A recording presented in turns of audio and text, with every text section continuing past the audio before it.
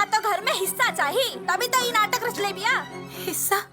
हमके हिस्सा चाहिए घर में? और न तो का? अरे नाटक हम ना, नाटक तू रचा तारू। ये असली नागिन है, जे हमरा भाई के मन में जहर भर दिया। आरती, भाभी से कहूँ ऐसे मत आला, तो रख दो। चलो पीछे, थोड़ा आराम से बात करा। और ये मत भूला, खाली तोहार बहिन ना, हमार बीबी भी बिया।